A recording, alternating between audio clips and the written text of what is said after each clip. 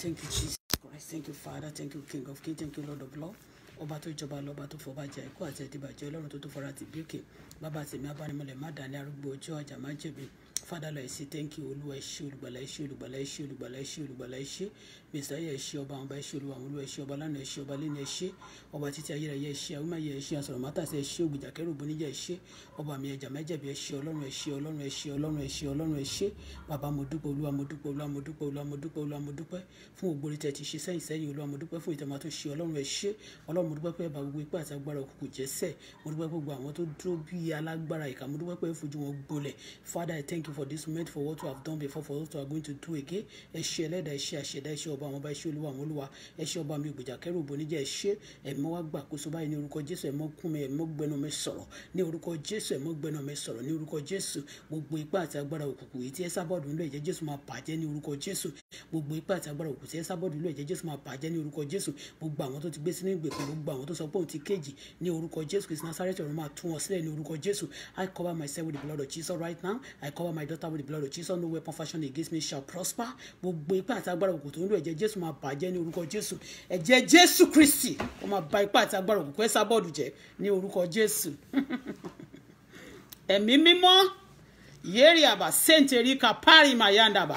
yeriba koso tori mama kasanta riba yandaba mangabo sotori kapari mayanda. When I go into the battle with the Lord Jesus, I am a winner. When I go into the battle with the Lord Jesus, I am a winner. When I go into the battle with the Lord Jesus, I am a winner. When I go into the battle with the Lord Jesus, I am a winner. When I go into the battle with the Lord Jesus, I am a winner. When I go into the battle with the Lord Jesus, I am a winner. When I go into the battle with the Lord Jesus, I am a winner. When I go into the battle with the Lord Jesus, I am a winner. Kábíyèsí rẹ lónìí ọba tó tóbi lọ́ba. Ọba mi àìkú àti ẹ̀dìbàjẹ́ Ọlọ́run tó tó fara tìbí òkè, mo gbé yín ga, mo ṣe yín lọ́ba. Mo gbé yín ga ní wákàtí ẹ ṣé ẹlẹ́dàá, ẹ ṣé àṣẹ̀dá, ẹ ṣé ọba àwọn ọba, ẹ ṣé olúwa wo olúwa. Father, I say thank you. Olúwa mo dúpẹ́, olúwa mo dúpẹ́, olúwa mo dúpẹ́. Olúwa mo yàn ọ́ lógo, mo ṣe yín lọ́ba. Ẹ jọ̀ọ́ ẹ bá mi share. Ẹ bá mi share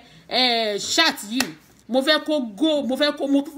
ẹ bá mi share dànù, ẹ jọ̀ọ́ ẹ bá mi share dànù. Mo ṣe fídíò, mo ṣe chat nítorí ẹ sábọ̀dù olórí burúkú, ẹ sábọ̀dù wèrè tó rò pé bóyá òun jẹ́ nǹkan kan. Yeriba Santa Rica Paria ó máa pè mí wá máa sọ pé ó ṣe pè fún èmi. Àmàríbò sòtòrí yàbá sàtà wo ó ti gbẹ dànù, ọ̀run ti bínú sí ẹ. Ó lè ti máa ṣe fún gbogbo èèyàn kó rò pé ó mú jẹ. Ó lè dáwọ́lé iṣẹ́ mi kó má kan àbùkù, ogun ọ̀run máa kàn ẹ́ lábùkù ni. Ọlọ́run tó dá ayé àti ọ̀run á fi ẹ́ ṣe ẹ̀sín ni. Yeriba Santa Rica Paria bayandaba torí pé mi ò dárúkọ ẹ sínú ṣáàtì, mi ò dárúkọ ẹ. You have been abusing me. It's not because I'm afraid of you, me there alone. Ṣùgbọ́n o tún wá lẹ́nu o tún lọ máa wọ wèrè. Wá gbọ́ ìwé sábọ̀dù, ó máa wọ wèrè láìpẹ́ láì jìnnà. Ó ti wọ wèrè already, ṣùgbọ́n wá kun nǹkan tó o ti ṣe nípò ò tí ì járe sí ìwòwò lórí Facebook. Ó máa wá rí ìwòwò lórí Facebook lórúkọ Jésù tó ní ìwọ Tòkunbọ̀. Àníṣe òun ṣe Tòkunbọ̀. Togunpa bọ̀ tó lóun jẹ́ ọmọ Abọ́dẹrìn. Mo ní látẹ̀ní lọ lórúkọ Jésù Kristi Násárẹ́tì ọ̀run máa jẹ́ sí ìwòwò. Ọlọ́run á gbaṣọ lára ẹ̀. Bó ṣe ń ṣe bíi pé bàbá ẹ̀ ló dá Facebook lẹ̀, bíi pé bóyá Abọ́dẹrìn ló ń lórí Facebook, ló ń lórí social media, tó ló wá mọ̀rọ̀ tèmi mẹ́nu, tó ló ń gégùn èpè tó gún tó ti ṣẹ́yìn ó padà lọ bẹ́ẹ̀ lórúkọ Jésù. I send the word you have sent back to me, back to you. All your evil arrow, I send it back to you in the name of Jesus Christ. The Bible says anybody that curse me shall be cursed. Anybody that bless me shall be blessed. Because you curse me, you will be cursed financially. Your finance will be cursed. Your health will be cursed. Your business will be cursed. Your heart will be cursed. Your life will be cursed. You will be cursed physically. You will be cursed spiritually. In the name of Jesus Christ. Bí igi ọ̀pọ̀tọ́ yẹn tí ó ṣe so èso mọ́ tó gbẹ dànù tí gbogbo ewé rẹ̀ bọ́ láti òní lọ. Gbogbo ògo ara rẹ̀ ọ̀run delete ẹ̀ kúrò. Ọlọ́run tó dá ayé àti ọ̀run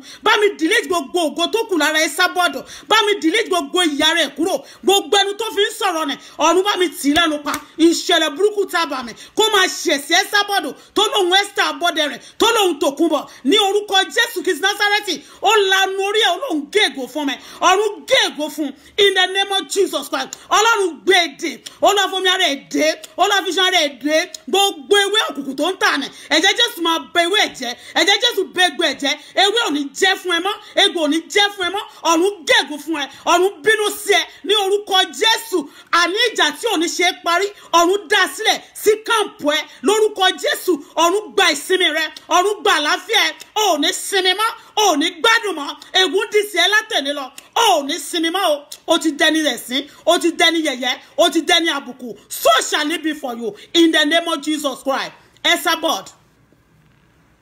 mi ò dárúkọ ẹ sínú chat wàá lanu wàá máa dárúkọ mi wàá máa lóun ṣépè wàá máa ṣe bí boss wàá máa ṣe bí alágbára ṣó wá gbọ́ wọ́n ti mú ẹ ní Amẹ́ríkà lọ́jọ́ tó fẹ́ wọlé ipe terrorist ni ẹ wọ́n ti fẹ́ jẹ́ ẹ̀sùn ní Amẹ́ríkà tẹ́lẹ̀ ipe you a terrorist it's confirmed original terrorist ni ẹ ṣó ti gbọ́ you don't stay in your country but you stay in kino poruke island to group some people call away nation to terrorize people to kill people. I will bring many of àwọn ọ̀rọ̀ tó ti sọ tó máa ní ìwọ mafia níwọ o kill somebody you kill this you kill that ṣó ti gbọ́ ní ọjọ́ tó lọ sí America àwọn kan ló wá bèèlì ẹ ní airport tí wọ́n ti fẹjọ́ ẹ̀sùn ní America already pé òun terrorize pé you are a terrorist. It's confirmed now that you are a terrorist. Esabod you are a terrorist, you terrorize everybody tó bá ya wèrè wàá máa bá wọn tó bá bá ẹ fa wèrè tó bá ń bá ẹ ṣe kiri ló máa bá fà mi ìta sí ẹ mi ò bá sọ́dọ̀ ẹ mi ò ṣe nǹkan kan fún ẹ ó ti ṣépè this is for video tó máa fi ránṣẹ́ sí mi tó bá ti fi ránṣẹ́ báyìí ẹni tó bá fi ránṣẹ́ máa delete ẹ máa face wọn I block them and I don't talk now mo sọ̀rọ̀ Sule Alamalaika pé Sule Alamalaika scam mi ṣé mo purọ́ ni I don't lie nǹkan tó ṣe fún mi but ìwọ lanu orí ẹ gbàgàgbàgà olórí burúkú old cargo ìwọ tó jẹ́ pé gbogbo ọpọlọ carburetor ló ń lò àná àwọn ayé ò lo mọ́tò tó ń lo carburetor mọ́ gbogbo slow jet yẹ ó ti gbé carbon ayé ẹ ti ta ayé ẹ ti rún gbogbo nǹkan tó dà sí bá ṣe ló máa fẹ́ copy you are so oní ìlara oní ẹ̀mí èṣù wàá máa sọ with boldness pé o kó àwọn èèyàn sí ìgbèkùn àwọn tó bá lè kó sí ìgbèkùn ló máa kó èmi ò ṣe candidate yẹ mi ò dẹ̀ ṣẹgbẹ́ mo ní o lè rí mi bí ọmọdé lójú ṣùgbọ́n mo sọ pé ẹni tó wà nínú mi ó ju ẹni tó wà nínú ayé lọ ṣó ń gbọ́ mi ò kì í ṣe èèyàn burúkú bíi tiẹ̀ I'm not possessed I'm not demonized like you and èmi ò kì í bá ọ̀bọ mo ṣe máa sọ tẹ́lẹ̀ pé yóò kì í bọ̀bọ̀ jáwúrà ṣó ti yé I was busy àti jẹ́ta tí mo ṣe rí kinní yẹn má ti dẹ́ lóhùn bọ̀ mo kàn wé pé eléyìí ara ò yá mo ti sick up sí ẹ̀ ṣó ti yé bọ̀ tí kò sick up sí ẹ̀ yẹn ló fi ṣe fáwọn èèyàn pé o sick up sí ẹ̀ actually o mọ nǹkan tó ń ṣe ṣó ń gbọ́ you are a terrorist you are noted United Nations stick to this woman's case ìwọ náà ló máa kó àwọn èèyàn pé kó lọ máa jà ní ìgboro London ní ìlú tí ò kì í ṣe ìlú bàbá ẹ tí ò ń ṣe ìlú yẹ ẹ tó máa ní ìwọ tọ̀sà bọ̀ àbí kí ló porúkọ ẹ tó gun pa bọ̀ tó ní ìwọ s wèrè s mental s disgrace ó ní tìjú kan bó ti wù kó mọ àwọn èèyàn tó bá good wàá máa mú àwọn yẹn wàá máa fẹ́ gbá clean sheet máwọn èèyàn pé ẹnìkan kìnìkan ìwọ tó mú ọkọ tiẹ̀ tó bá yé ẹ̀jẹ̀ tó mú àwọn èèyàn tó máa ló ń bá yé àwọn èèyàn jẹ́ ṣé ìwọ yẹn ló wá oh my God in fact ó ti ṣòfò sọnù kò ní yẹ Esabod ó ní ṣoríire ó máa gbẹ dànù ní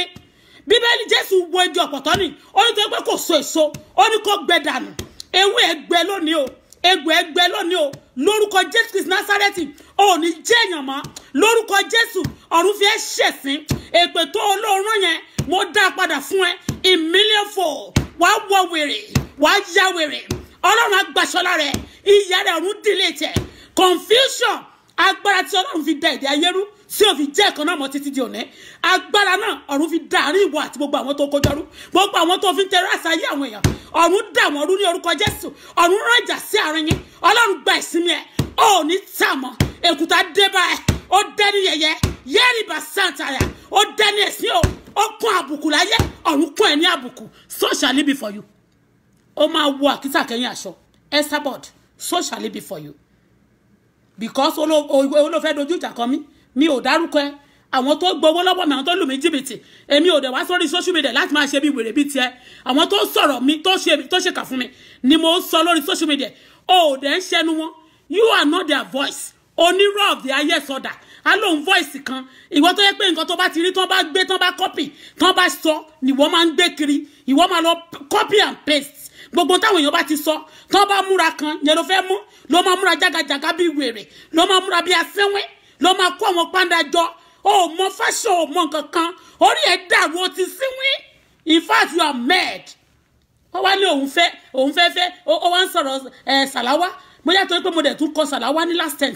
tí mo kọrin. Àwọn kan Sàláwá ní àwọn kan sẹ́ pé wọ́n fẹ́ gbọ́ kọ́ wá. Bàbá Kollington ò lè fẹ́rù ẹ. You are a mad person. Kò sọ́kùnrin tó lè fẹ́. You are crazy. Olóòórùn ni ẹ́. Ó dọ̀tí. Ó mọ nǹkan tí mo sọ. Ó dọ̀tí. Ìyá ajá. Mama doggy. Ẹ má rewe Esabod mọ́. Esabod is a crazy. She's crazy. Gbogbo tó pọ̀pọ̀ fún yín yẹn. Irọ́ ló pa. Scammer. Is a scammer. United Nations see to this woman's case. She says some things for people. She scam people with some things on social media. She kills. She boasts that she killed many people. Your father is not the owner of this Facebook. Aboderin ò tán mọ́ ẹni tó ṣe Facebook. Kò tán mọ́ kò bá mọ́ kankan orí ẹ̀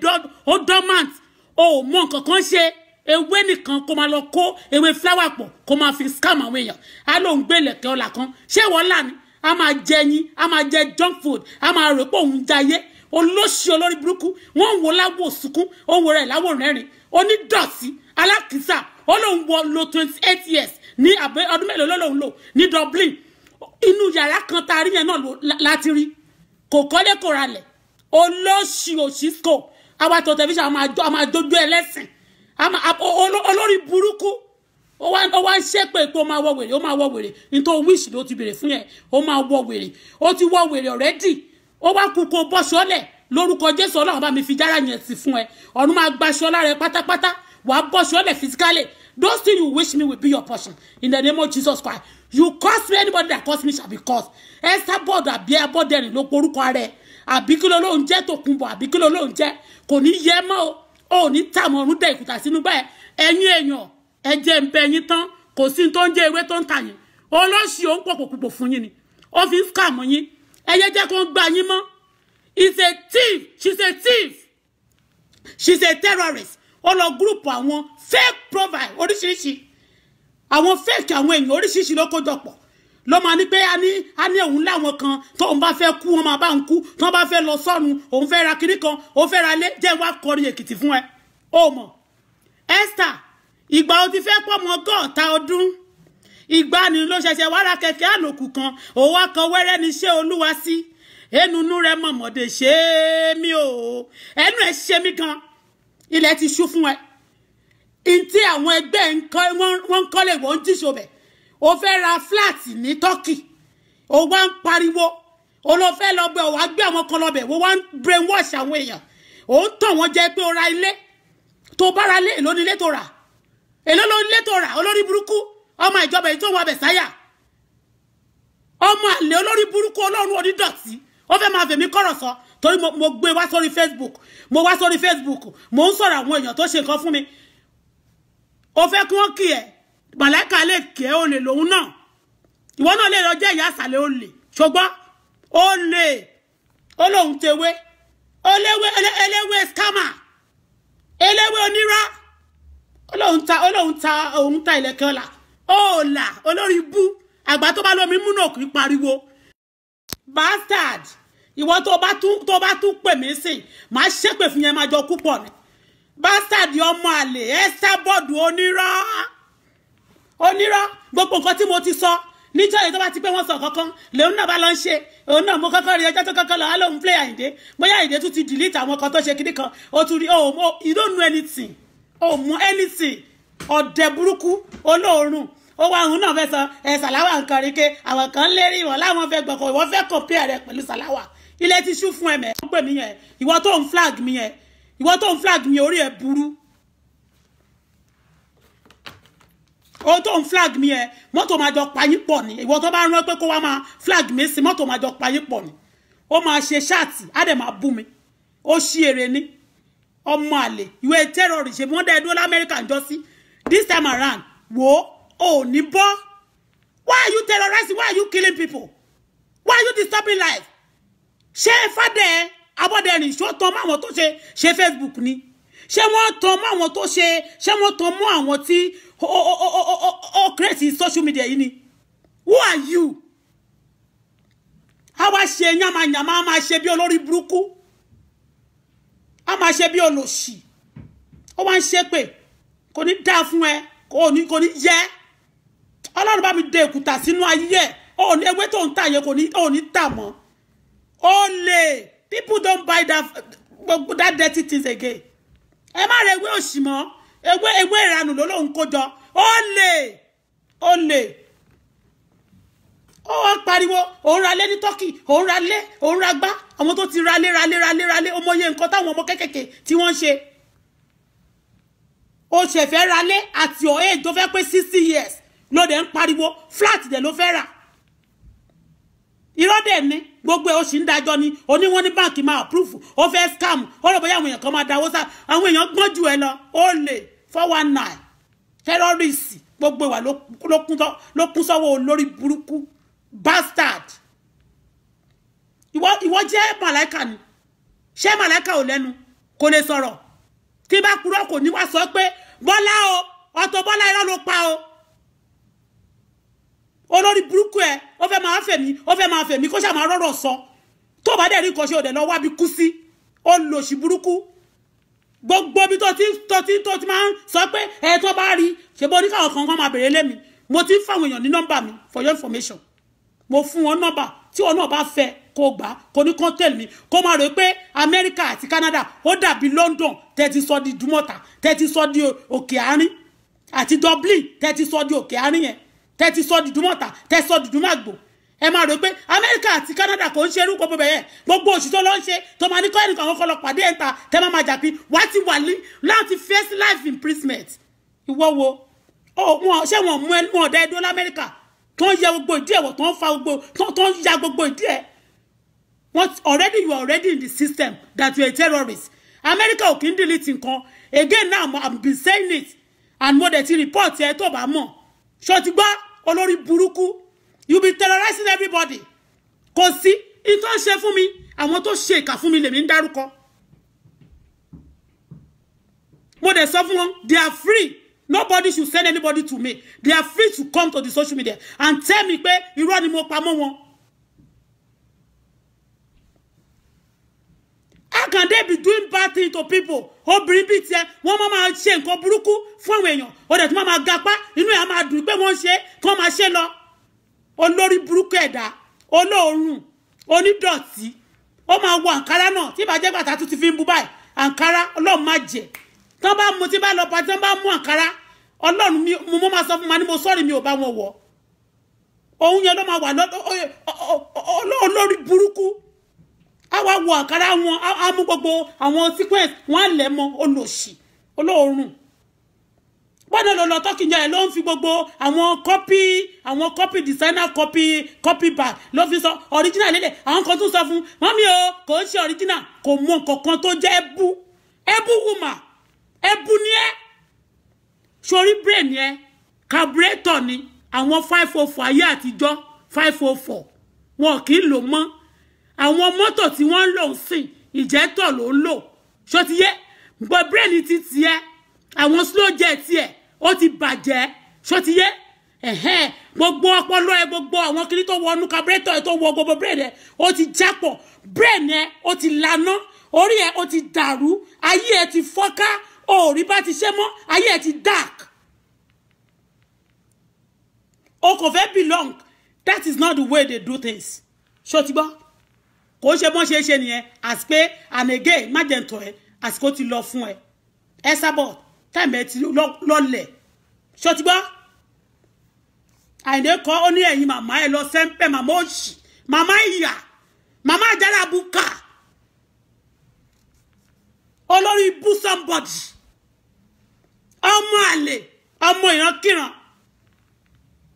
olóhun tógun pàbọ̀ a máa sọ̀rọ̀ yamayama olóṣì olórí burúkú mẹ́ntálò ó wá ń pèsè fídíò ń ṣépè fún ṣé ìwọ màláìkà mo dárúkọ ẹni kò ní dá fún ẹ Ọlọ́run gégùn fún ewé ó gégùn fún egbò ó gégùn fún ẹ financially ó gégùn fún ẹ materially moral and spiritually enough for ègún jẹ́ tiẹ̀ ọmọ àlè játijàti ṣó rí àwọn celebrity ṣó ra àwọn ṣó fẹ́ ìwọ náà fẹ́ kárẹ̀ fún celebrity ni ṣé kí ló rò pé jẹ́ wọ́n ń wẹ̀ láwọ̀ sunkún owó rẹ̀ láwọ̀ rẹ̀ rìn wàá bully everybody wàá sọ̀rọ̀ sí anybody wàá máa ṣépè fún everybody àwọn tó ṣẹ̀ mí tí mo sọ àwọn tí mo ta fún wọn ní Nàìjíríà bí mo bọ Jagaban kan tí mo dárúkọ because of Àyìndé tó sọ pé Jagaban máa ń support tó bá ṣe nǹkan burúkú ni that's why it's close to me I don't cover evil ìwọ lórí burúkú ìwọ lòṣì játijàti ìwọ ọmọ àlè ìwọ tọpọlọ ẹ tó ti dàrú tọpọlọ ẹ ti lànà ìwọ ọlọpọlọ carburetor tó ti gbé carbon tó ti tí ó ṣovaìtì tí gbogbo system ẹ tó ṣovaìtì táyé ti tán aláìní tìjú mo ń bá màláíkà sọ̀rọ̀ wá ń dá sí ṣé màláíkà ò kò lẹ́nu ni gbogbo àwọn tí mo bá sọ kò lẹ́nu ó fẹ́ gbá clinch mọ́ wọn ó fẹ́ gbá clinch lọ ṣe yásàlẹ̀ fún ó tún sọ Òṣùpá gan gbà tó òun kàn fún lówó òun ó pè wọn ò dá lóhùn ìwọ báwo ó we stand ìyàwó ẹ̀ gan wàá fọwọ́ kó tó mu dání ni a máa ṣakọ a máa ṣe bí bàbàrà torí pé o kò wá lórí Facebook ẹ̀kọ́ àwọn ẹ̀yìn èkó òkú èkó London òkú èkó Dublin òkú èkó ní ẹ̀mẹ́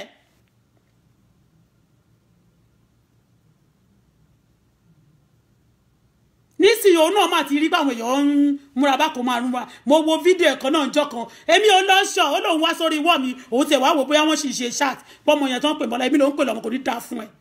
lórí burúkú ó rẹ pé mo ní ilé pariwo sọ̀rọ̀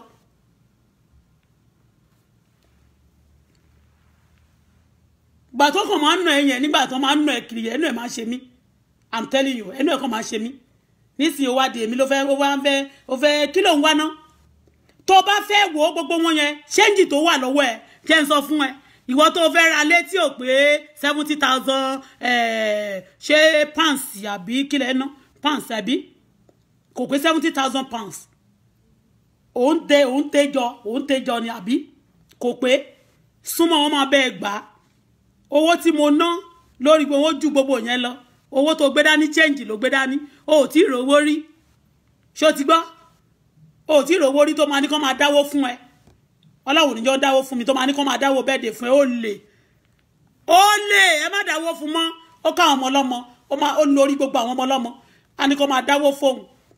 kò ní ọba ṣe wọn bá dáwó fún kò lè ṣe bẹ́ẹ̀dẹ̀ ó ní Òṣùpá yẹn ọmọ ẹnìkan nínú àwọn boys ẹ ló pè ìwọ lówó tó fẹ́ fi pè ní ṣe wọ́n dáwó tó ń fi pè ní ṣé owó ẹ̀ náà fi pè ṣé wọ́n ló kó lẹ̀ ó lè àwa fowó ṣòwò a ní wọ́n dùpù wa àdẹ̀fẹ́ ẹ̀kọ́ burúkú mọ́ mo mú mọ́ pẹ̀lú ayé mi mo ní mo nílé ibo ni wọ́n nílé sí Nàìjíríà wèrè wọ́n tún pínlẹ̀ bàbá fún mi ò lọ́bẹ̀ èmi fọwọ́ mi ṣiṣẹ́ mo gbọ́ wò mí kó gẹ̀ta ní mímí ò ṣe ọ̀lẹ ìwọ olóorun ọ̀lẹ ní ẹ̀nà ọ̀lẹ ní ẹ̀yẹ wọ́n máa dú ẹ̀dú kẹ́tọ́ ti pé wọ́n ṣe kiri ìmùgọ́ nísìn wọ́n máa ṣe ẹ̀dí sí kámẹ́rà àwọn ọmọ kéékèèké bàbá kan ní Canada ń bí ó lòun ló ń dú ẹgbà tó wá sí Canada lórí burúkú oníkan máa wálé mi níkan wá ó máa rò pé bíbá ìjọ London àbí ó jọ London àbójọ Dublin tẹ̀tí ṣòṣì orí burúkú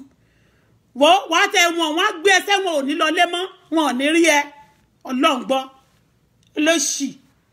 ọmọ àlè olóhùn ẹsà bọ́ọ̀dù olóhùn anúmọdárí ọmọ olóhùn ẹsà wèrè ẹsà gòrílà àbí kíná ló ń tó ń jẹ kò ní dáa fún ẹ èmi ló fẹ́ máa fi yọ yín ó lò játijàti ṣọmọ kan tó ṣẹlẹ̀ òórùn tàtijọ́ tí mi ti dá ẹ lóhùn yẹn òórùn ni gbogbo wò pé eléyìí olóòórùn aráàlú mi àwọn ní èdè lú mi ìyan ìkàrẹ́ ọkà fọ náà mọ́ bá ṣe èrè túwẹ̀ wọ́n ní wọ́n bá wèrè wẹ̀ lódò a sọ ní ọmọ tó ń sọ pé ó ti kiri àì yes èèyàn lè jẹ́ dry cleaner fún yàn lánàá kó di ọ̀gá ẹ̀ lọ́la àti ọmọ ọba tó dẹrú adẹ̀ ti rí ẹrú tó dọba mo ní mo gbà kan tí wọ́n mú mi tí mo ní problem gbogbo àwọn tí wọ́n rán mi iṣẹ́ ń gbà yẹn wọ́n padà wá jẹun lọ́dọ̀ mi story nìyẹn ẹ ń gbọ́ ó ní ọmọ tó imagine ọmọ tó lò ti criticize rí ọba ní bàbá mi náà condition ló jẹ́ kí ó rí bẹ́ẹ̀ bọ́lọ̀ ṣe ya pattern ayé tèmi nìyẹn. I'm not ordinary person, peculiar person ni mí, an ambassador for Christ, a royal priesthood, ambassador for Christ. Bẹ́ẹ̀ ni mí. Tán bá ti ní wọ́n yan Ọlọ́run náà máa bẹ̀rẹ̀ sí sọ kọ́tẹ́ bá ti náà ṣe copy no brain gbà tí brain ló ti lose brain ẹ̀ irú ọpọlọ tó gbé yẹn wọ́n ń lò mọ̀ kó yẹ kó lọ wábì kan kú sí àbí kó tó bá dẹ̀ tún fẹ́ tó bá fẹ́ mọ̀ pé o ìfẹ́ máa wà ní kíní wà lọ upgrade ṣó ti understand wà súnmọ́ àwọn èèyàn kì í ṣe gbogbo àwọn tó bá lè jẹ́ kí tó lè ṣe ojú ẹ because ó lúkó ó kò ń gbé ní Dublin ní ó lúkó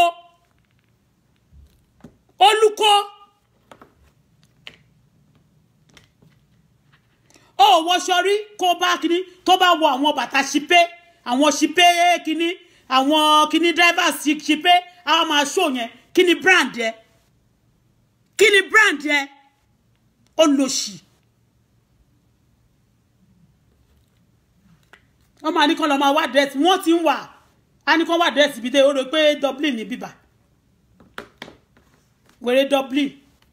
ó mọ̀ pé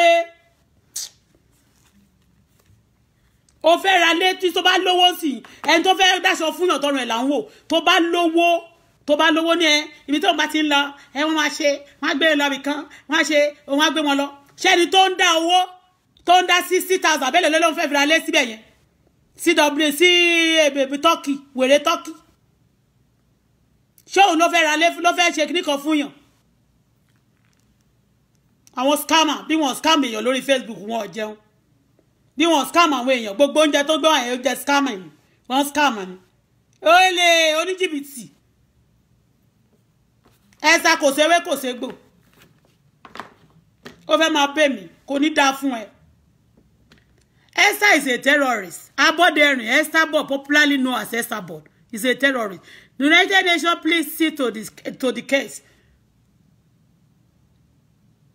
She's been reported in America before when she was going to America and they stopped her.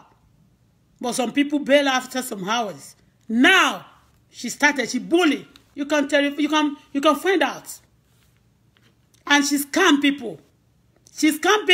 She have group called Away Nation, using that to bully. A lot of fake profile. They use fake things. They cover up. They say they kill. They destroy lives. They scam. They scam people. Esabod. Esther Aboderin Tokunbo. Popularly known as Esabod. She's a terrorist. United Nations, please stick to the case. People scam me. They're doing bad things. A lot of Nigerians doing bad things, and I'm trying to say it to correct many people. I'm telling them to repent, and this lady started bullying me, threatening me. I don't call your name on my show. I mean, on my wall, on my platform, I don't call your name, and I don't mention your name. I'm not afraid of you. I said it before. But kolo koshori kolo wa bi kon kusi.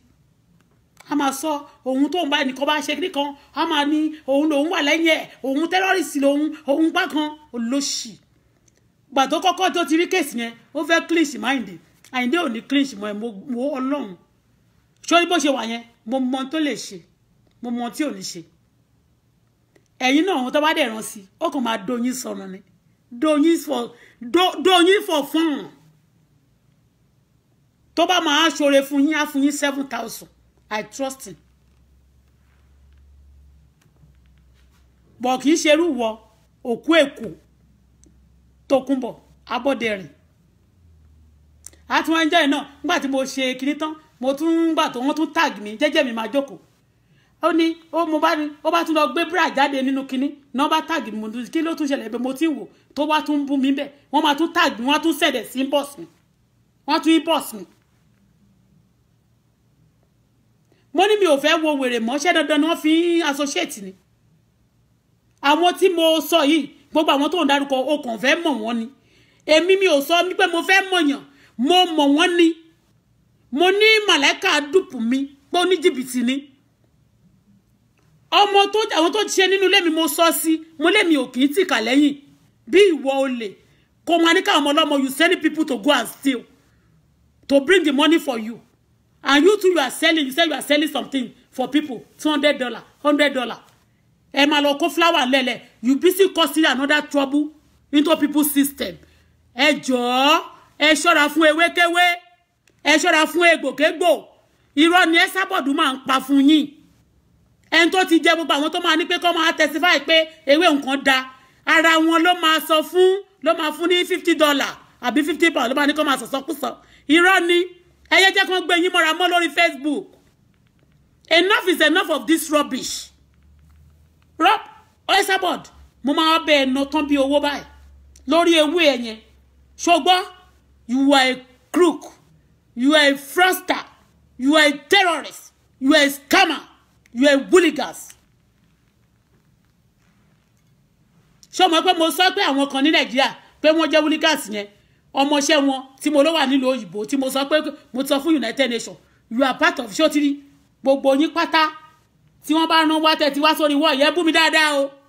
You are noted. Ṣé o ti gbọ́? You are noted. Mi ní delete ẹ mi ní filẹ̀ ẹ ṣá dúró síbẹ̀ àti fake o at original ẹ bú mi dáadáa gbogbo yín pátá ayé asu yín ṣé ti gbọ́ enough is enough ṣé mo pé no next level bóyá time ilẹ̀ máa lọ lé èyí tó máa lọ èyí tó bá kú máa kó èyí tó bá kú la máa mọ̀ ṣó ti yé ṣé bí ẹ ti gbé next level yín débẹ̀ ẹ máa lọ sílé kí lẹ̀ ń ṣe ní ẹyẹ bá ìlú òyìnbó jẹ́ mọ́ Esabod àbáyé jẹ́ bọ̀run jẹ́ a máa ṣe bùlàbùlà a máa ṣe bùlàbùlà bí ọbẹ̀ gbẹ̀gìrì a máa ṣe bùlàbùlà kiri olójú jíjóná ó dàbí monkey ọ̀bọ ó dàbí ọ̀bọ dànrè òun náà ń búyàn ó mọ bó ṣe rí ó ń gbé láti 20 something years láti nílùú òyìnbó kò dán the same ring ló máa kó sọ́wọ́ ṣe dandan ni kò dìgbà tó bá kó padà sọ́wọ́ kó tó di pé wọ́n sọ pé wà ókè ó kó padà sọ́wọ́ a máa kó wọn sọ́wọ́ báyìí a wá ṣe wọ́n báyìí a máa jẹ́ kán rí báyìí ọ̀dẹ̀ ó lọ́wọ́ àwọn olówó Nàìjíríà wọ́n máa wò ó mi ìfẹ́ dárúkọ wò ó ọmọ gẹ́ẹ̀kọ́ báyìí tó ń ṣe ọmọ kílò Jennifer tó bá wò ó kàn máa wọ yarin kékeré báyìí owó wà lọ́wọ́ ẹ̀ owó mí bẹ́ẹ̀ náà dẹ̀ ní kílò orúkọ eléyìí náà another Jennifer or kejì yìí wò àtàwọn celebrity America ó lè rí wọn tó bá dẹ̀ pé wọ́n fẹ́ wọ bàtà wọ́n lè wá tó diamond sára bàtà yẹn wọ́n kàn mẹ́ra báyìí òun á kó pàǹdà sọ́wọ́ á kó pàǹdà á wá máa ṣe báyìí ó fẹ́ jẹ́ kẹ́ rí nìyẹn olórí kámẹ́rà tó bá ń wá kiri àti ẹ̀mọ́rú mọ́tò tó ń lò gan olóṣì ìmọ̀kan tó lọ tó fẹ́ rà wọ́n máa tó fẹ́ lọ ra lé sí Turkey ẹ lọ ra lé Turkey ọ̀dẹ̀ ń sìn lórí ibú somebody mo ń bá màláìka sọ̀rọ̀ á máa fẹ́ ní kan kí ẹ ó lè já mú un lẹ̀ kó ń lọ fi gbowó níbẹ̀ yẹn ní kan kí ẹ tó bá ti gbowó sílẹ̀ ó máa kí ẹ ṣó ti yé wọ́n máa kí ẹ ṣó ti gbọ́ gbogbo lẹ́bù tó fẹ́ máa fi ara ẹ̀ sí yẹn ilẹ̀ ẹ ti ṣú ilẹ̀ ó ti ṣú àwọn tó dẹ̀ tó máa ló ń dè tí wọ́n sílẹ̀ ṣó ti gbọ́ ẹ̀nà bá bí ìyá ẹ̀ kú kó wá sórí wọ́ mi kó wá máa bú mi mi ní delete mi èyí tó bá jẹ́ ọ̀rẹ́ tó bá lòun request mi tẹ́lẹ̀ máa ò friend ẹ̀ ẹ má jẹ́ kí n tàn yín ibi báyìí ó ń ṣe London ibi báyìí kò ń ṣe W o Canada ni wọ́n ń pè bí Canada ni wọ́n ń pè bí wọ́n ń ṣòṣì bí ẹran oníwo ń bí wọ́n ń ṣòṣì bí ẹran oníwo no room for nonsense yìí tó bá gbé wá báyìí wá ti bá rẹ̀ lẹ́wọ̀n jù wá kàn máa ṣẹ̀wọ̀n lọ bí ọ̀pọ̀ they have no respect of anybody. Nobody is above the law. Ṣé ti gbọ́? So kò jẹ́ kórè ẹ̀ kó lọ fapo. Má máa fèmí kọ́rọ̀ ọ̀sẹ̀ tó mọ̀ pé òmò rẹ̀ sọ. A ní dandan òun fọ̀fì. Òun ṣe kiri kan. Òun máa ń tẹ̀lé kú kiri. Òun tẹ̀lé gbá. Àyíkiri kan. Ó wá demonize. Olóṣì. Ó wá ń tewé ẹ̀yìn èèyàn tẹ́ ẹ bá máa kàn lọ́mọ rẹ̀ ewé kiri jẹ. Kẹ́kọ̀ọ́ tí máa kó. Kẹ́kọ̀ọ́ tí máa ní àìsàn. Ẹ má rẹ̀ ewé òṣì mọ́ lọ́wọ́ Esabod. Olórí ibú ni. Òun náà ló máa rí pásítọ̀ tó ṣe kíní kò tiẹ̀ ní fi wọ́ pé má yẹn òkòyùn kò ríran a máa bu afọ́jú o Ọlọ́run mo fẹ́ kó wá ṣe wèrè ní Canada bí wọn ò ní lọlé mọ́ ẹ̀wọ̀n ló máa kú sí olórí burúkú ṣé wọn ò fẹ́ díẹ̀ yànyànyànyà ní airport ní Amẹ́ríkà wọn wá gbà ẹ́ lẹ̀ ọpẹ́lọpẹ́ àwọn èèyàn tó wá gbà ẹlẹ́ tó ń bèèlì ẹ wọ́n ti fẹjọ́ ti ní kéèsì ọ̀rẹ́dì lamẹ́ríkà pé terrorist ní ẹ o tún ti ní Canada máa ṣe lọ wẹ́dọ̀ lórí burúkú tó bá fẹ́ máa terrorize lórí Facebook ṣe ní kí dádì ẹ kó lọ ṣe kan ṣe lórúkọ ẹ àbí kí wọ́n fúnra rẹ kó ṣe kan ò rí kankan ṣe kàn máa terrorize kiri ló wá ní o máa wọ wèrè ó ti wọ wèrè o lórúkọ Jésù wàá wọ wèrè ọ̀nà àgbàṣọlá rẹ ewé èkúta bò ò ní rí jẹmọ ò ní rí mu mọ́ Ọlọ́run dáná fún ẹ Ọlọ́run pọ́n ẹ lábùkù àwọn ogun ọ̀run tí wọ́n kì í gbọ́ tí wọ́n kì í gbà wọ́n kọlu ilé ẹ wọ́n kọlu ayé ẹ ọ̀run pa ẹ́ lẹ́kún látẹ̀ní lọ ọ̀rọ̀ mi ló fẹ́ mú mẹ́nu ò ní remain the same ìṣẹ̀lẹ̀ burúkú tàbàmẹ̀ ẹ sábọ́ọ̀dù ló wọ́n máa ṣẹ̀ sí ẹ látẹ̀ní lọ so shall it be for you in Jesus name. ẹ má bínú ẹ̀yin tèmi o àwọn kan ń lejú wọn ń send message mi ò rántí àwọn yẹn but àwọn èèyàn tèmi tẹ̀sí tẹ love tẹ̀ ṣe tẹ̀ share God bless you God bless you o I love you my people you will be the end of the day you will not die but live to the glory of God ẹ̀yin tèmi ọ̀rẹ́ mi ẹ̀ tẹ́ fẹ́ mi fẹ́re you will not die but live to the glory of God no weapon fashioned against you shall prosper.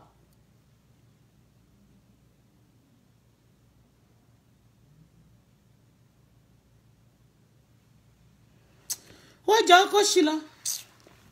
ẹ̀yin tẹ́ èrè yàn rí láyé yín ni ẹ máa sọ pé sábọ́ọ̀dù ṣé sábọ́ọ̀dù yẹn jẹ́ èèyàn ni ẹ máa ní ẹ sábọ́ọ̀dù kò ṣe ń tán rí fí èrè yàn rí tẹ́ bá rí èèyàn rí èèyàn gidi ẹ máa mọ̀ pé sábọ́ọ̀dù kòròfo èèyàn lásán ni èèyàn tán fi ń wọ́lẹ̀ ní ẹ̀sìn ẹni ẹ̀yẹ́ ni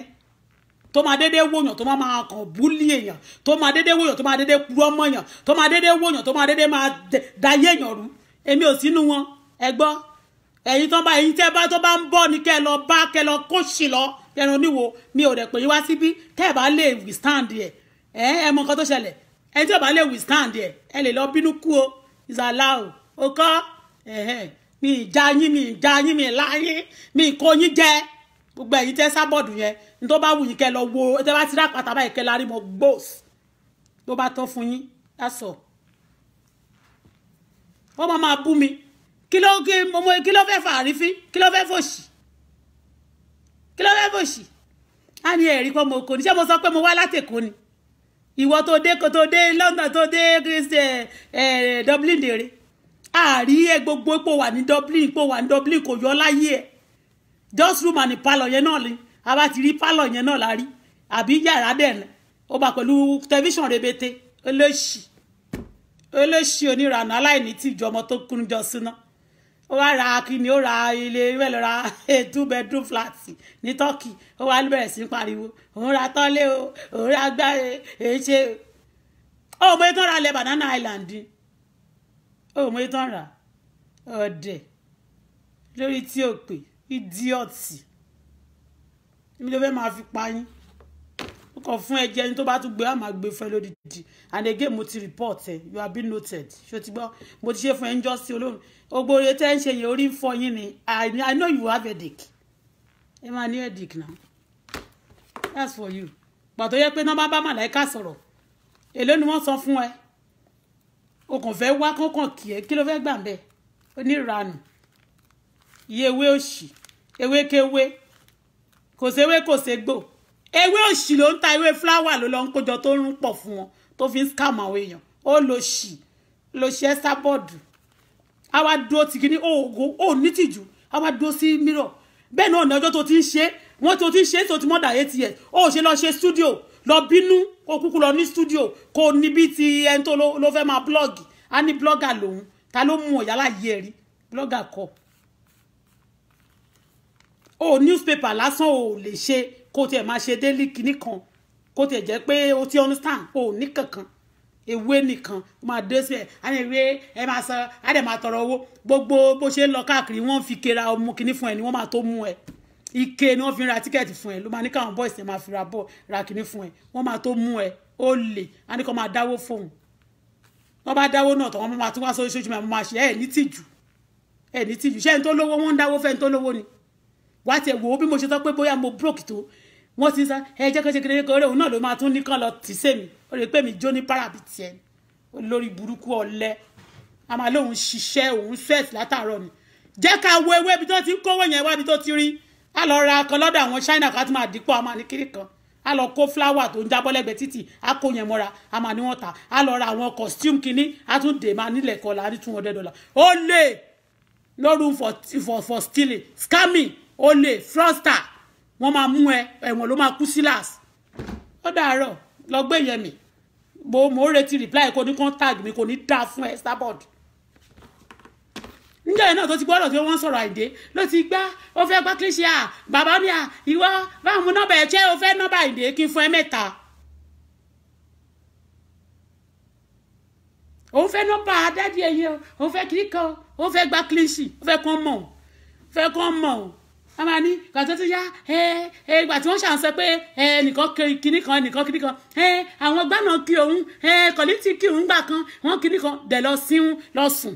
àwọn ẹgbẹ́ wọn ti kìíní wọ́n ti lọ sùn lọ́lẹ̀.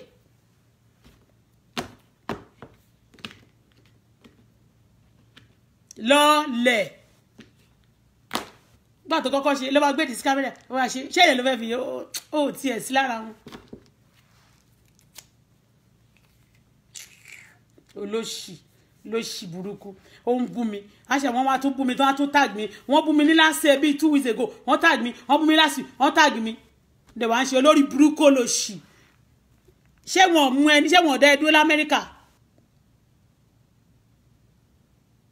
change tó kó dání kó máa fi terrorize nígbà máa ti sọ pé wọ́n kọ ẹnìkan kọ́ ṣe mo máa tún gbé picture ẹ̀ sínsìn máa wòran máa gbé picture ẹ̀ sí máa bẹ́ẹ̀ kọ́ ẹ máa fi nǹkan kan lẹ́ máa fi jó nǹkan náà lẹ́ máa ṣe lẹ̀ ní ṣe mí mọ́sẹ̀ bẹ́ẹ̀ ni gbogbo ẹ̀yin tẹ́ ń ṣòṣì orí burúkú yẹn ìkan lẹ́ máa ṣe èyí tí tó bá ti jẹ́ dádì yín ló ṣe orí Facebook yìí o tó ní orí social media ẹ máa ṣòṣì yẹn lọ bí ẹran oníwò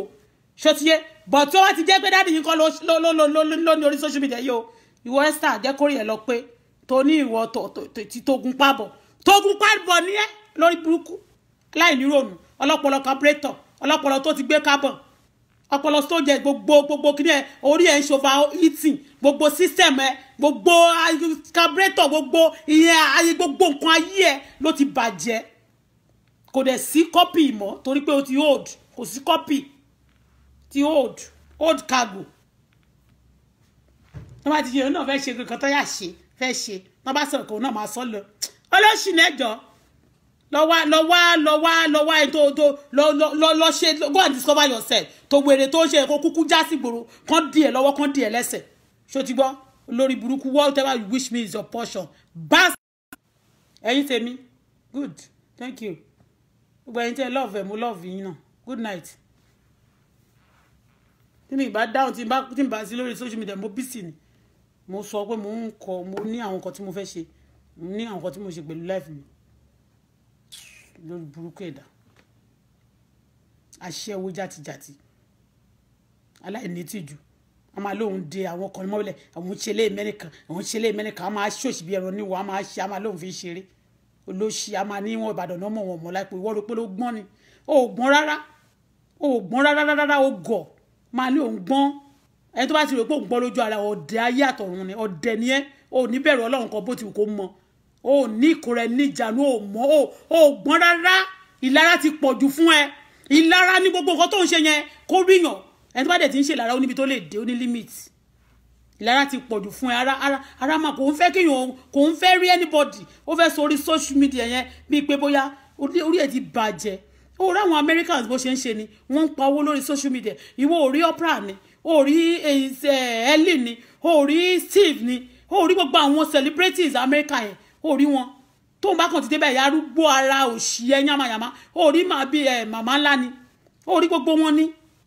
ṣé ó rí wọn bó ṣe ń ṣe ṣé wọ́n sọ pé kẹ́nìkan a máa ní òun tiẹ̀ lọ wo sẹ́ẹ̀dẹ̀ ọmọ yẹn ó tiẹ̀ rí pé ṣé òun ṣe ṣáàtìjà ìwọ ló máa èmi ló ń pè lọ́mọ kò ní dáa fún ẹ respect is give and take you don't respect me fuck you up idiot weary you killing people you be saying that you want to kill people you want to kill this one you want to kill this one wàá ṣe ṣáàtì wàá máa bú mi kí ló ń bú mi fún ó rẹ pé mò ń bẹ̀rù ẹni tó bá rí mi gan lọ́nà tó bá sọ pé ó fẹ́ dènà dèmí ó máa jẹ̀yà ni because èmi àwọn ìjọba ló máa gbogbo ẹ̀wọ̀n lẹ́ gbogbo yín máa kú sí bàbá mo máa bá yín wá ní ẹ̀wọ̀n lẹ́ máa kú sí ẹ̀dẹ̀ ń ṣe yamayama káàkiri ó sọ gba àwọn ọmọ náà ní Nàìjíríà báyìí ó tún wọn á sọ pé kí wọ́n stop gbogbo jàgídíjàgan kó stop gbogbo òṣì bẹ́ẹ̀ náà ló máa sọ òun máa ṣe pàtàkì òun máa fi kú ni gbàtáyé ẹ ti rún òun wáyé àwọn ọmọ kéékèèké tó máa rún pẹ̀lú tiẹ̀ aláyé bàjẹ́ aláyé olófo onírúmọ̀nì palọ̀ ya arúgbó tó darúgbó tó jẹ́ nǹkan yẹn fún ẹlẹ́ẹ̀kan sí ó ní ìgbà ìbà rẹ̀ pọ̀ mọ́ ọgọ́ta ọdún bọ̀ ti ìbà rẹ̀ bàbá ẹ̀ kan ìwọ ni Esther bọ́ọ̀dù ìgbà ó fẹ́ pọ̀ mọ́ ọgọ́ta ọdún ìgbà ní kó ṣẹ̀ṣẹ̀ ara yàrá méjì ní Turkey ó wá kọ wẹ́rẹ́ ní ṣé olúwa sí ẹnunú rẹ mọ̀mọ̀dé ṣe é mi ò bọ́ǹdì náà ló bá dé o ò lè ra káàṣì ó ṣáà ń wo kí ló fẹ́ ṣe àbí agbógbó àwọn olóògbé mò ń dárúkọ kò sẹ́ni tó fún mi lówó rí Àyìndé ò fún mi lówó rí Àyìndé kò tiẹ̀ ń fún àfi tó bá rí pé o tún wo Káyìndé tó fún ẹ lówó á rí pé ìyá jẹ́ dáadáa kò ń fúnyàn lówó kò dẹ̀ ń bẹ́ni tí òkú ń bó ló ṣì bí tiẹ̀ ṣe torí o ti ní o ti wọ́nranwọ̀nran bó ṣe wà yẹn ta yàtọ̀ sí tó bá wà lórí stage tó bá rí Wasiu is a quiet person ní real life tó bá wà lórí ìgboro ló máa ń ṣe bí wèrè yẹn tó bá wà láàrin àwọn boys tó máa ń ṣe bí asínwín is a very gentle person tó bá rí nínú ilé olóṣì ẹ lórí pé ìwọ tó pé nínú ilé wèrè ni ẹ níta wèrè ni ẹ anywhere wèrè ni ẹ ìwọ tó máa gbé slippers tó máa gbé Nike tó máa gbé lórí àti bùbá ṣéyàn tó normal níwọ ó lọ níjọ́ yìí ó gbọ́ bàtà slippers tó ń wọ̀ nínú ilé ó gbé yẹn ó gbé sórí eye aṣọ tó wọ̀ lọ sí sígboro ṣé ìyẹ ìwọ ló fẹ́ máa bẹ yẹn ló fẹ́ máa bẹ́ mi sọ̀rọ̀ ọ̀dẹ̀ olórí burúkú wa ń bú mi ó wá ń ṣépè èpè yẹn back to sender back to you in million fold gbogbo ẹ̀yin tẹ́ ń tẹ kíní yẹn ẹ kàn ń jẹra yín yà ni ẹrú Esther bọ́ọ̀dù nìyí kò sí tó kàn mí mi ì láyín mi ì kó yín jẹ kò sí nǹkan tẹ́lẹ̀ ṣe òun nìyẹn tó bá ti gbé wà la máa gbé fún ẹ̀yin ló ń bọ́ àbí mo tọrọ owó lọ́wọ́ àbí anybody fún mi lówó àbí mo tọrọ owó lọ́wọ́ anybody rí ẹ̀yin ló ní bára ẹ̀yin lẹ máa ń support olè lẹ máa ní kọ́ lọ wọ́ọ̀kẹ́ àwa kó padà sọ́wọ́ àwọn ṣíkíríṣírí tí wọ́n lò mọ́ sìn kò níjọ́ ṣàmà kó gbẹ ẹ̀wọ̀n yín ní wọ́n ṣàmà kó gbó yín sọ́wọ́ a ṣe báyà máa ṣe ráì gbogbo ìgò tó ń lò kò ń ṣe kò sí ní orúkọ kò ṣe brand kò lórúkọ gbogbo ohun tó gbé sójú àwọn China made agbéyẹ sójú a máa ṣe báyìí ọ̀dẹ̀ idiot nuisance wọ́n àwọn tí ẹnì kan máa jẹ́ lọ gàbálẹ́ ló má dárúkọ mi mọ́ lórí ọ̀rẹ́ inú ọ̀rẹ́ yẹn má jẹnu nínú ẹ ẹnu dọ̀tí ẹ kò ní wẹ̀ látàárọ̀ dalẹ́ bẹ́ẹ̀ náà ló máa ṣe ṣáàtì ló máa ṣó gbogbo kan máa ṣe pé oúnjẹ agbésọ́sẹ́kì nísàn wọ́n á dín ẹyin wọ́n á gá wá da bẹ́ẹ̀bì sí oúnjẹ tó ṣìp àwọn oúnjẹ ìdọ̀tí á rò pé òun jayé ṣóúnjẹ nìyẹn ó ti lọ sùn sí bọ́ọ̀dù báyìí sí bọ́ọ̀d kàlífàrí olóṣì olóòórùn ìwọ tó mọ nǹkan kan.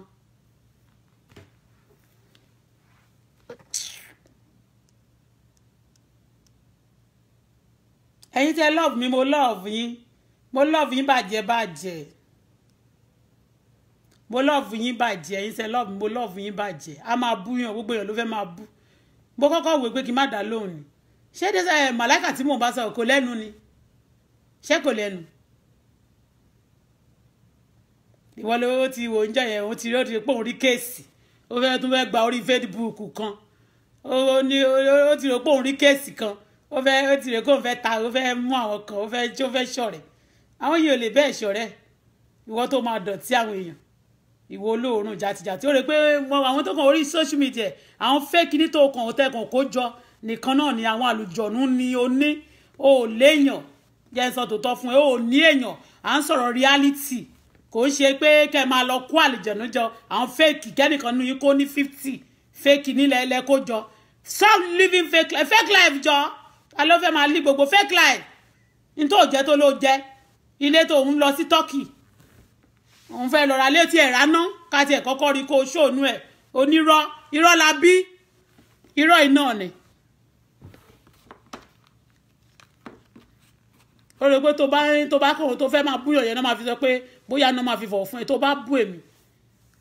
máa wọ ẹ bàjẹ́ Ọlọ́run máa wọ ẹ wọ sínágọ́gù Ọlọ́run máa wọ ẹ wọ sínágọ́gù kí ṣe pé máa wọ ẹ lásán máa wọ ẹ máa tún lọ fi ẹjọ́ ẹ̀sùn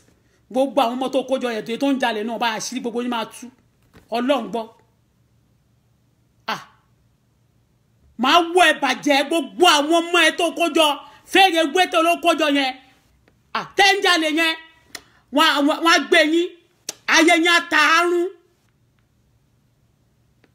mo promise kí ló tó ń ṣe pé ṣe bó ló léwé ò ṣe pé wé ẹ̀bọ̀ àtẹ̀gbọ̀ ẹ̀pọ̀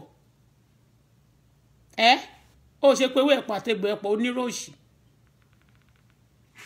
nǹkan burúkú tó bá dáwọ́ lé iṣẹ́ mi mo ti sọ fún ẹ nǹkan burúkú á kò máa ṣe ẹ́ ni because ẹni tí ò bá ṣẹ̀ mi mi ò kì í ta sí ẹni tí ò bá dẹ̀ dárúkọ mi mi ò kì í ta sí Súlẹ̀ Àlámàláíkà gbogbo ayé gbọ̀run mọ̀ mo sọ̀rọ̀ délé mo sọ mo dárúkọ àwọn èèyàn mo dárúkọ ẹbí ẹ̀ mo dárúkọ ara ẹ̀ ṣé mo purọ́ ni ó ní tó bá gbá mi ṣé gbígbà yẹn dáa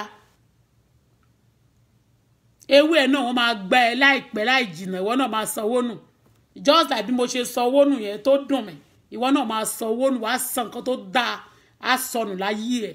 ìwọ náà máa sunkún irú nǹkan tí mo go through Ọlọ́run á jẹ́ kó bẹ̀rẹ̀ sí go through ẹ̀ lórúkọ Jésù ìnira á dé bá ẹ lárúgbó ara ẹ̀ so shall it be for you.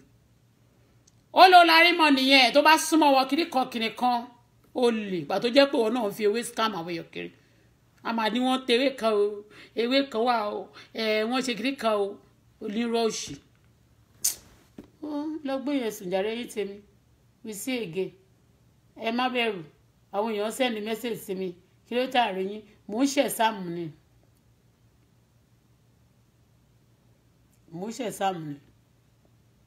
kì í ṣe torí tiẹ̀ ni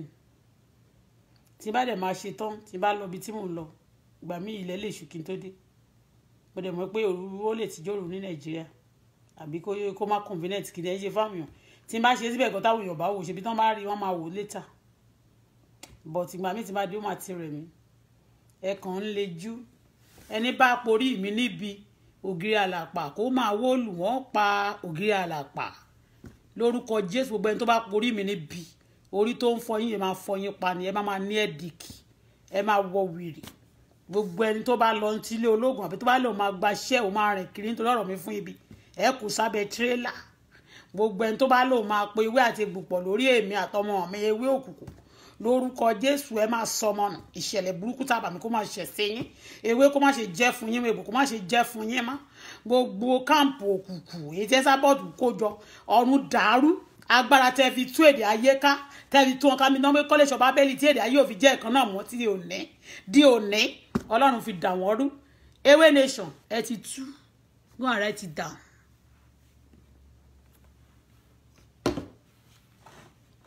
ọ̀gá yín ó ta sí mi mi ò ń ta síyàn àwọn tó ṣẹ̀ mí gbogbo àwọn tí mo dárúkọ àwọn tó ṣẹ̀ mí ni wọ́n ṣèkà fún mi ìgbà tẹ́ sábọ̀dù òdè ralẹ̀ ní Nàìjíríà rí tí ò tiẹ̀ ń lọlé ọmọ àlè kò mọye tó ń talẹ̀ kò mọye tó ń ta búlọ́ọ̀kù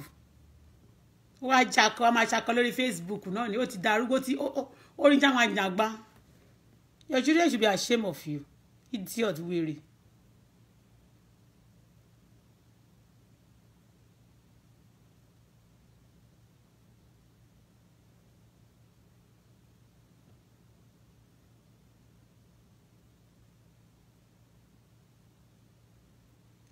Thank you.